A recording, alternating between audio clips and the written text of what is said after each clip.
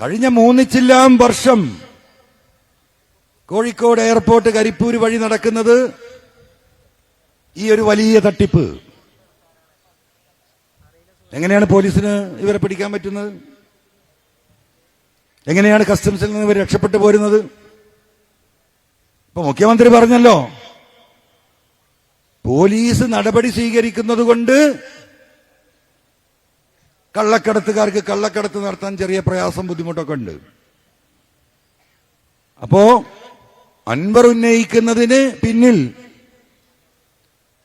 ഈ പോലീസിനെ മാറ്റിക്കഴിഞ്ഞാൽ വലിയ കള്ളക്കടത്ത് നടത്താനുള്ള സൗകര്യമുണ്ടാകുമല്ലോ, ആ ലോബിയെ സഹായിക്കാനാണോ ഈ അൻവർ ഈ വിഷയം ഉന്നയിച്ചത് എന്നതിലേക്ക് കൊണ്ടുവച്ച് നിർത്തിയിരിക്കുകയാണ്. ഞാനതിലേക്ക് വിശദീകരിക്കാം. അപ്പോ ഇങ്ങനെ ഈ വിഷയം നടക്കുന്നു എന്ന് ആവർത്തിച്ച് പൊളിറ്റിക്കൽ സെക്രട്ടറിയെ കണ്ട് ഞാൻ പറഞ്ഞിട്ടുള്ളതാണ്. അദ്ദേഹം പറയപ്പോ MLA തെളിവെന്തെങ്കിലും ഉണ്ടോ? ഞാൻ പറയും എന്റെ കയ്യിൽ തെളിവൊന്നുമില്ല. ഇപ്പോഴത്തെ കാര്യമല്ല, ഒരു 5-8 മാസം മുമ്പത്തെ കാര്യമാണ് പറയുന്നത് കേട്ടോ.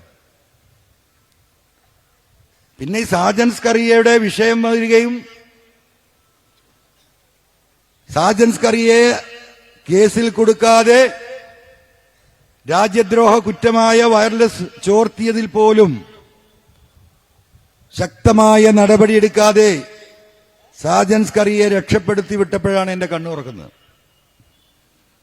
അപ്പൊ എനിക്ക് തോന്നി ഇതിലെന്തോണ്ടല്ലോ, ഇതുപോലൊരു രാജ്യദ്രോഹിയെ ഈ ADGP അജിത് കുമാറും ശശിയും കൂടി രക്ഷപ്പെടുത്തുന്നുണ്ടെങ്കിൽ അതിനൊരു കാരണം ഉണ്ടാവുമല്ലോ. ഒരു നന്മയുള്ള ഒരു ഓഫീസർക്കോ ഒരു പൊളിറ്റിക്കൽ സെക്രട്ടറിക്കോ എടുക്കാവുന്ന നിലപാടല്ല അവരെടുത്തത്. അപ്പൊ ആ അന്വേഷണമാണ്. നോക്കുക എന്ത് കഷ്ടം.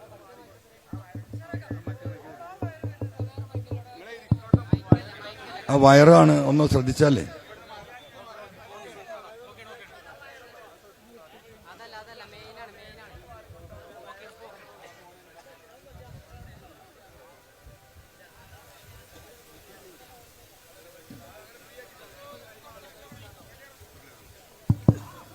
അപ്പോ അങ്ങനെ ആ അന്വേഷണം നടത്തി വരുമ്പോഴാണ് ഇത്രമാത്രം കേസ് എങ്ങനെയാണ് പോലീസ് പിടിക്കുന്നത്? ഇന്ത്യയിലെ ഏറ്റവും അത്യന്താധുനിക സ്കാനിംഗ് സൗകര്യമുള്ള സ്കാനറുകളുള്ള എയർപോർട്ടാണ് നമ്മുടെ കരിപ്പൂർ എയർപോർട്ട്. കാരണം ഇതിന്റെ മുമ്പും കസ്റ്റംസുകാർ തട്ടിപ്പ് നടത്തിയപ്പോ CBI വരികയും വലിയ അന്വേഷണം നടത്തുകയും പല ഓഫീസർമാരെയും അറസ്റ്റ് ചെയ്യുകയും ഒക്കെ ചെയ്തത് നിങ്ങൾക്ക് എല്ലാവർക്കും അറിയാം. അതിന്റെ ഭാഗമായിട്ടാണ് ഇവിടെ സ്കാനിങ്ങിൽ ടൈറ്റ് സെക്യൂരിറ്റി ഉണ്ടാക്കുന്നത്. അപ്പൊ ഞാനും വിചാരിച്ചു ഇങ്ങനെ, കാരണം സ്കാനിങ് കഴിഞ്ഞിട്ട് വേണമല്ലോ ഇത് പുറത്ത് കിടക്കാൻ. അപ്പൊ നമ്മൾ ഇന്റർനെറ്റ് വഴി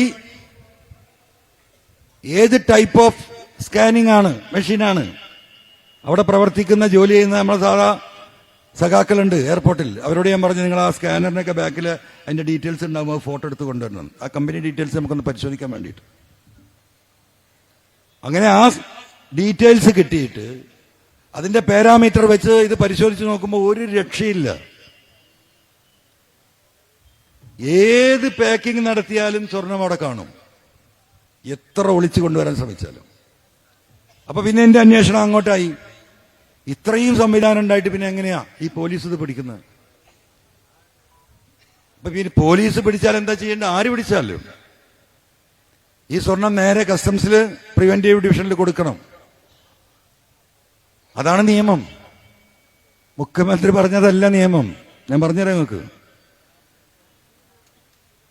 അവിടെ ഏൽപ്പിക്കണം. എവിടുന്ന് കിട്ടിയാലും, ഏത് സ്വർണം കിട്ടിയാലും വിദേശത്ത് നിന്നാണ് കടന്നു വന്നത് എന്ന് ഉറപ്പുണ്ടെങ്കിൽ അത് ഏൽപ്പിക്കേണ്ടത് കസ്റ്റംസിനെയാണ്.